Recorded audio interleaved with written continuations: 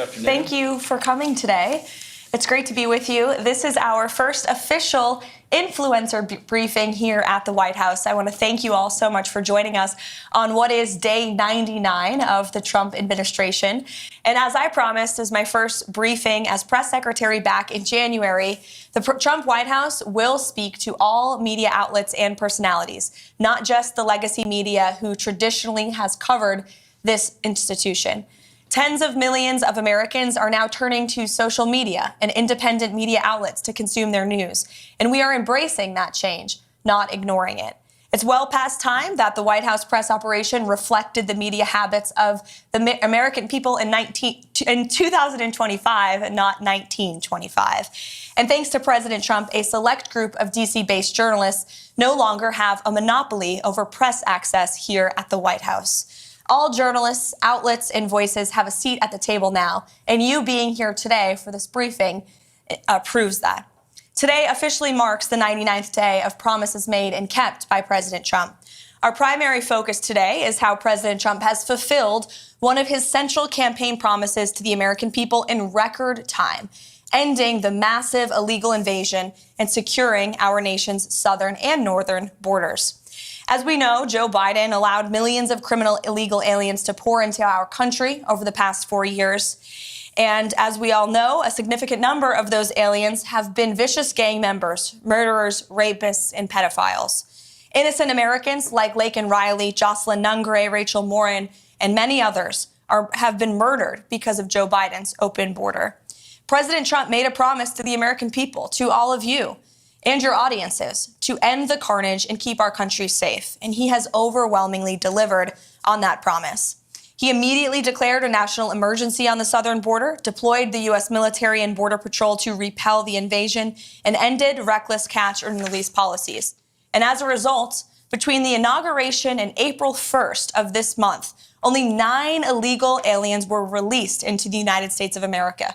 This is a staggering 99.99% decrease from more than the 184,000 illegal aliens who were released into the country under Joe Biden during that same period last year. You can't get much better than 99.99% decrease. Total attempted illegal crossings at the southwest border hit a record low in February, only to fall to another record low again last month in March. President Trump signed the Laken Riley Act into law, requiring illegal aliens arrested or charged with theft or violence to be detained. And he reestablished the successful Remain in Mexico policy from his first term. The president has also restarted construction of his signature border wall. More than 85 miles have been built and are in various stages of construction and planning. He designated cartels as foreign terrorist organizations, invoked the Alien Enemies Act to apprehend, detain, and remove these massive threats who have flooded our country. And the Trump administration, as you heard from our border czar Tom Homan earlier today, is working literally 24/7 around the clock to successfully arrest and deport illegal criminals and foreign terrorists from our communities, your communities. We're in the beginning stages of carrying out the largest deportation campaign in American history. And despite the legacy media's fear-mongering and lies about this, we will continue with these successful operations because we know that's what the American people are expecting from this president, and that's why they overwhelmingly reelected him to this office. Over the past weekend, it was announced Operation Tidal Wave was a joint effort in ICE Miami and Florida law enforcement agencies. Nearly 800 illegal aliens were arrested during the first 4 days alone. I don't know if we have any Floridians in here, but you're welcome. Operation Tidal Wave is a preview of what is to come around the country. Large-scale operations employing our state and local law enforcement partners to get criminal aliens off our streets. And we will not apologize for this.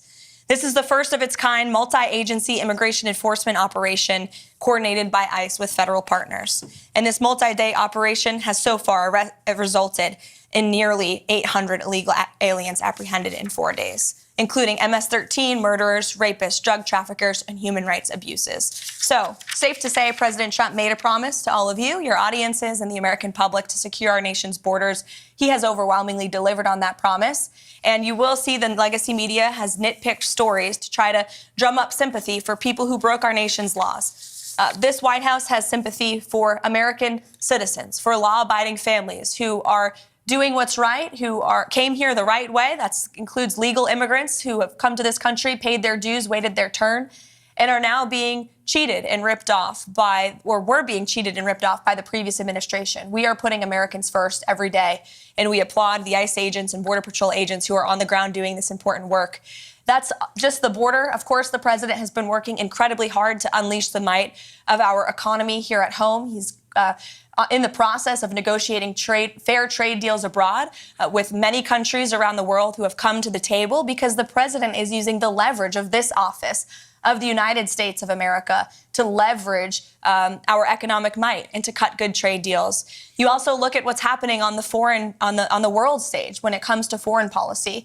The president has put the world on notice. They all understand that we have a commander-in-chief in the Oval Office who is going to put America and our troops first, who's going to do what's right for our country, our nation, our people, even if that means making tough decisions. And we are closer today to a peace deal in Russia and Ukraine, certainly than we were when we took office on January 20th. If you look at the situation in the Middle East, Israel has never had a stronger friend than they do right now in the Oval Office with President Trump.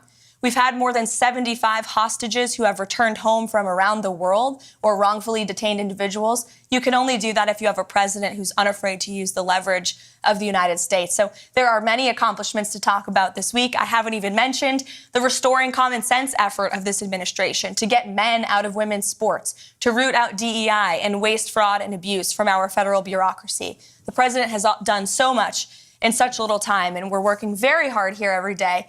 We appreciate all that you do on social media to push what the president is saying, but also sometimes question it. And we relish independent journalism. And I hope you all have seen the president, myself, anybody in this administration. We are unafraid to take questions. This has truly been the most transparent and accessible presidency in American history. So with that, let's kick it off. And I'm happy to take your question first, Aaron. So much, Karoline, both for having us and for granting me the first question here. Sure. And I can attest to the deportations in Florida. My Uber drivers finally speak English again, so thank you for that. But my question for you is, what are the administration's plans for those who continue to defy the executive orders? Most notably, on my mind, are the ones related to what some would call trans men. I would call trans women, which are men masquerading as girls in girls' sports. Mm-hmm. Sure.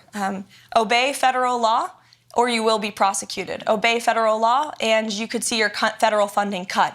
Whether you are at college or university, we have seen the president, again, using the leverage of this administration and to negotiate deals with some of the biggest colleges and universities in this country. And if they don't want to come to the negotiating table to apologize for the federal laws they have broken, to apologize for allowing Jewish American students on our nation's campuses to be unlawfully bullied and harassed, then there's going to be consequences for that illegal behavior.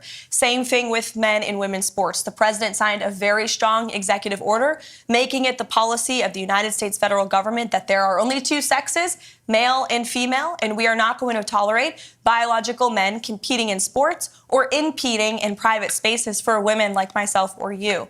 And we've seen states defy this federal order. You've seen the state of Maine, unfortunately, because of their liberal governor, who nobody in that state disagrees with, I will add, being from New England, I can attest to that. People are incredibly fed up with her trying to oppose this common sense message. You've seen young women who have had to go on television to plead with their governor, please stop letting men play against me in sports. We shouldn't live in a country where that even has to happen.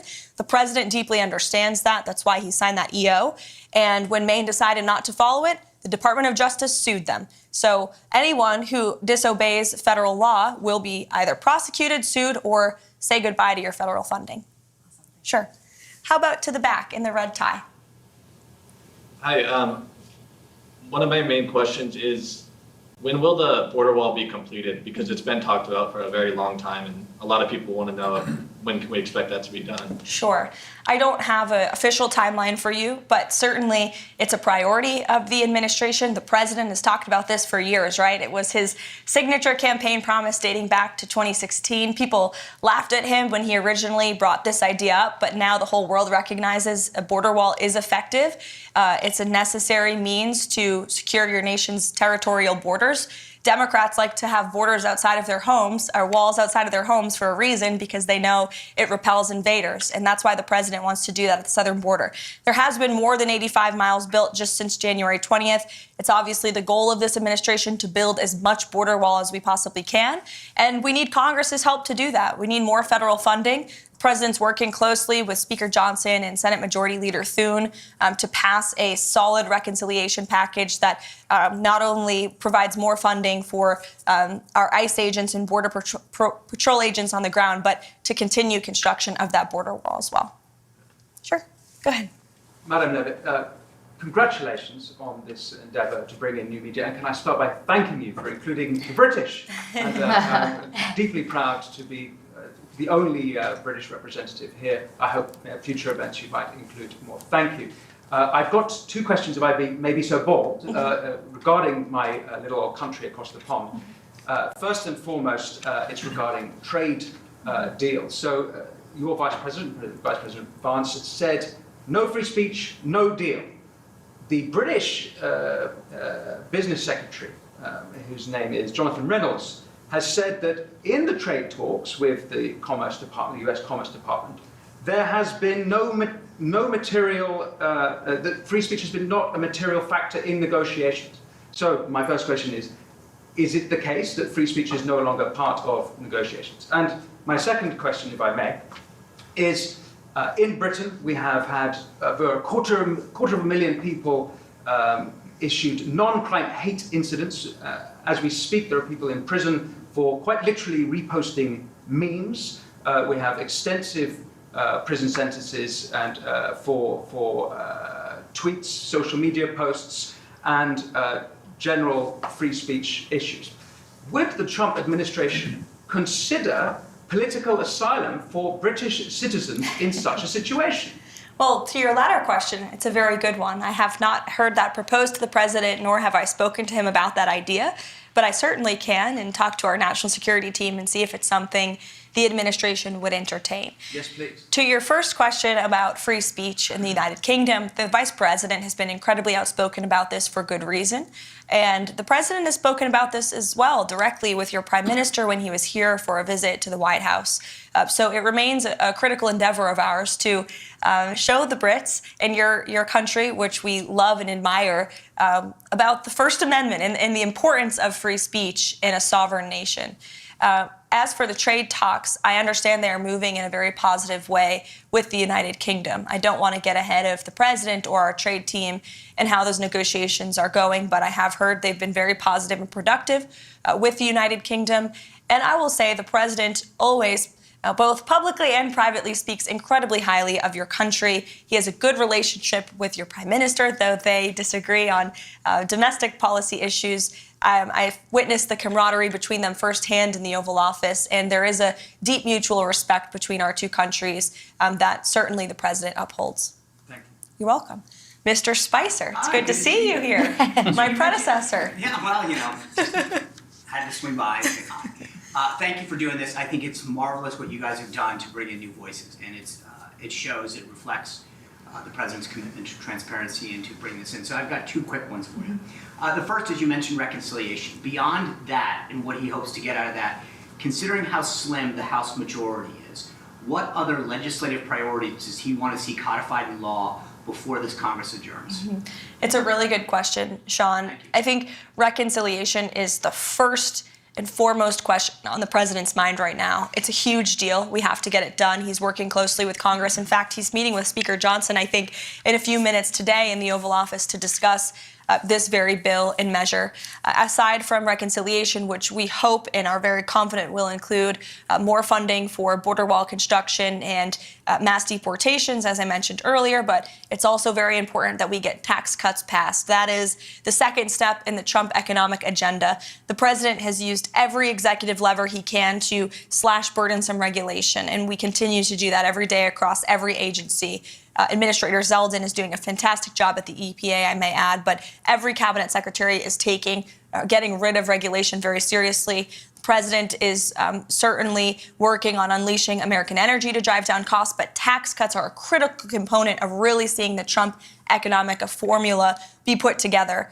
So he wants to see tax cuts passed in this reconciliation package. That includes no tax on tips, no tax on Social Security, no tax on overtime, no tax on Social Security for our seniors, of course, too.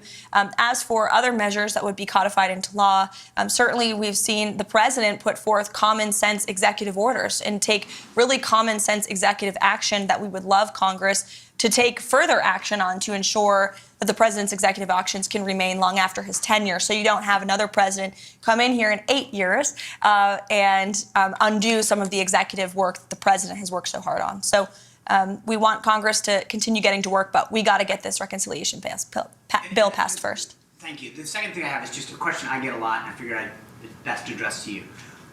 You've done a phenomenal job opening up the briefing room, bringing in new voices. The president's commitment during the campaign to do long-form podcasts was, I think, extremely helpful to this new media environment that we live in. But a lot of conservatives will ask me, why does he sit down with people like Terry Moran of ABC or Jeffrey Goldberg of The Atlantic?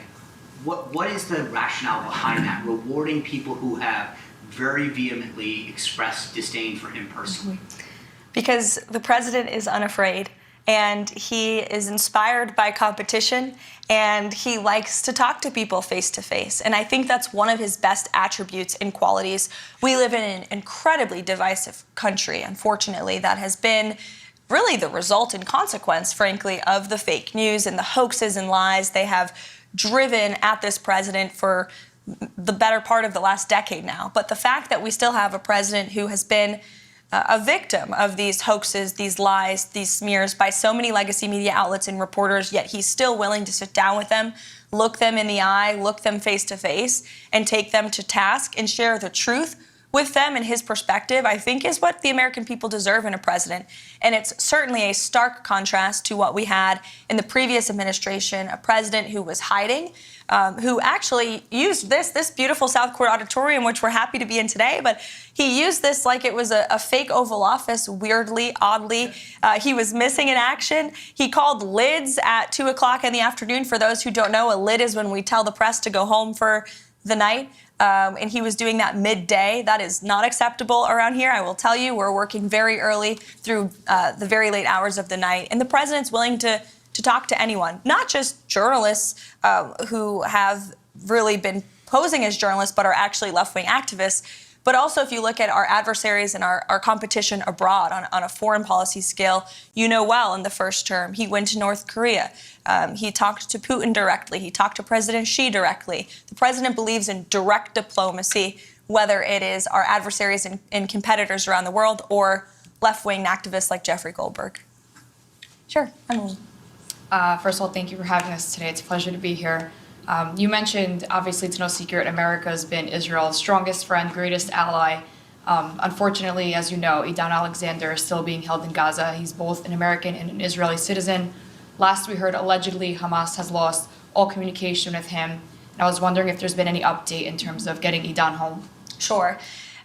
First of all, the reports last week were from Hamas media, and so we always take that, of course, with a grain of salt. We do our own verification on those reports. I talked to the National Security Council about Idan Alexander last week, as this is obviously a priority for the administration, and all I can tell you is that I can assure you that the Special Envoy Witkoff, Adam Bowler, who's been leading some of our hostage negotiations, Mike Waltz, the entire national security team, finding him and bringing him home is a priority for this administration, and they continue to work very hard on that every day. Thank you. You're welcome. Chad. First of all, thank you for the hospitality, always open and welcome, and thank you for the access. And I'll say to you again, for everyone, what I said to you a few weeks ago when we were here. I said it's so refreshing to have a press secretary after the last few years who's both intelligent and articulate. So thank you for that. I think that a lot of people would be curious to know if we have any details of what the private conversation between Volodymyr Zelensky and the president was there at the Vatican. I imagine that we don't know at this stage of the game, but more specifically, back to the border issue, the DOJ stated on Friday that they were floating the idea of potentially subpoenaing journalists to get access to whistleblowers. We know the last administration did not treat whistleblowers very well. There's numerous ones who, although still employed by the FBI or the DHS, have not received back pay and haven't truly, they've been employed, but they're not reinstated. So I'm wondering, does this administration have, do they believe that we should reinstate the whistleblower, like Agents Garrett or O'Boyle or Friend or, Stevenson with DHS, who blew the whistle on the child trafficking involving the cartels under Joe Biden? He, too, is yet to be brought back. Do we have a position on that? Sure. Well, for each individual agency, the secretaries of those agencies obviously have deference over who they hire, who they fire, who they promote. I can tell you certainly the president commends anyone who steps out and speaks the truth, especially against the malpractice that we saw over the last 4 years under the previous administration. I could speak to the two cases at the Treasury Department. The two whistleblowers there who blew the whistle on the Hunter Biden tax fraud case have been promoted by Secretary Bessent. So certainly we commend anyone who has the courage to step up and speak the truth. And as for those who unfortunately try to leak, especially classified information to the legacy media to put our troops in harm's way, our law enforcement officials at harm's way, leaks like that will not be tolerated. But those who are seeking to protect the truth will certainly be commended and applauded for that. Sure. Rogan, go ahead. Hi, Karoline. Good to see you again. Great to see you as well. Great job this morning, and as always, you're really crushing it. My question is about the Epstein files. Mm-hmm. And a couple months ago, the DOJ released what they called Phase 1 of the Epstein files, and they announced that a lot of those files, the remaining files, probably the bulk of the files, are actually in the New York field office. They requested that they be returned the day after, and some legacy media reports show that not only were those files returned to the DOJ, but that hundreds of FBI agents are going through them day after day and getting them ready for public release. Do you have any updates from the DOJ or the FBI on when those files are expected to be released, and also when we might start seeing some arrests of the client list? Sure. I can assure you that the Attorney General and her team at the Department of Justice are working on this diligently. For a specific timeline, I'd have to check in with them, and we can certainly do that for you, Rogan, in the effort of transparency. But I will tell you, the Attorney General is a bulldog. She is someone you want on your team, and when she wants to get something done, she gets it done. I've seen her do it in various instances already in her time as Attorney General, and when she makes a promise, she keeps it. So I think I don't have a specific timeline on you for that, but I do know that they're working on it over there. Thank you. Sure. Go ahead. Thank you for having us here. I've noticed, this is kind of like a repeat of 2016, the legacy media has gone back to not reporting anything on President Trump. In the beginning, we had them reporting everything that he was doing. Now they're kind of going back again to not reporting everything that he is actually doing. I'm kind of the nerd when it comes to reporting. I'm not the headline news girl. I'm the nuts and bolts. I'm the policy type nerd. So what direction do you advise kind of me to go into, like the White House files that y'all send out every single day? Yeah. Because that's what people are used to when they want to ask me questions. They want to know kind of like the nuts and bolts of everything. Secondly, I know going into the first 100 days, Johnson's meeting with President Trump today. President Trump has issued a lot of executive orders. What about codifying? Is that going to be a conversation President Trump is going to have with him about possibly a timeline of just taking them from EOs into codifying them, into making them permanent, so we don't have another president that comes in, possibly a Democrat, that completely overturns everything that President Trump has done? Yes, as I spoke to Sean's question earlier, absolutely. We want Congress to get to work. First thing is the reconciliation package, like I said, border and tax cuts. That's on the president's mind. But of course, he wants to see Congress move to codify all of the incredible things and work that he's done via executive order.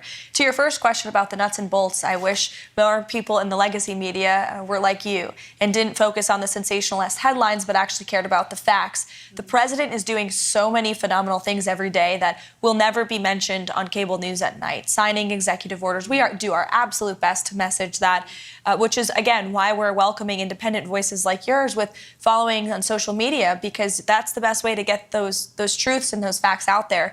We put out fact sheets on the daily about what the president is signing, and they do get into the nuts and bolts of each and every policy and each and every executive action that he's taking.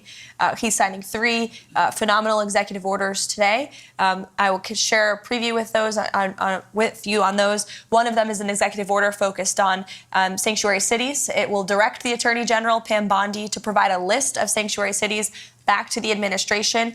We will review those. If those sanctuary cities are breaking federal law, well, then the Office of Management and Budget is going to look at their federal spending. Again, if you're defying federal law, you are threatening your own federal spending by doing that. There is another executive order the president will sign tonight. We can provide the fact sheet for you on ensuring law and order and ensuring that federal law enforcement and local law enforcement can work together and communicate more easily. And then the third executive order, which actually speaks to the heart of your question earlier about the Uber drivers, will be a order directing the Department of Transportation to include English literacy tests for our truckers. This is a big problem in the trucking community that, unless you're in that community, you might not know. But there's a lot of communication problems between truckers on the road with federal officials and local officials as well, which obviously is a public safety risk. So we're going to ensure that our truckers, who are the backbone of our economy, are all able to speak English. That's a very common sense policy in the United States of America. So the president will be signing that later this afternoon. Yeah, you're welcome. To the back in the yellow tie. Thank you, Caroline. President Trump has recently made statements about eliminating the federal income tax and creating the External Revenue Service. When could we see that start to play out? Well, I will tell you, this is something the Secretary of Commerce and the Secretary of Treasury are both equally as excited about, as is the president. And, you know, there's many reasons for the tariffs the president has implemented and the trade deals that he is currently negotiating. Number one, we need to shore up our critical supply chains here at home. Number two, we need to increase our revenue here in the United States. We are running trillions of dollars of deficits. Our country will cripple if we continue down this path. And so how great it would be for the external revenue to completely replace the Internal Revenue Service. So I know the administration is focused on the External Revenue Service, getting that up and running. And as you know, Customs and Border Protection is charged with bringing in the money from tariffs every day. And they are bringing in billions and billions of dollars per day with the current tariff rates and where they are at. So we will continue with that effort.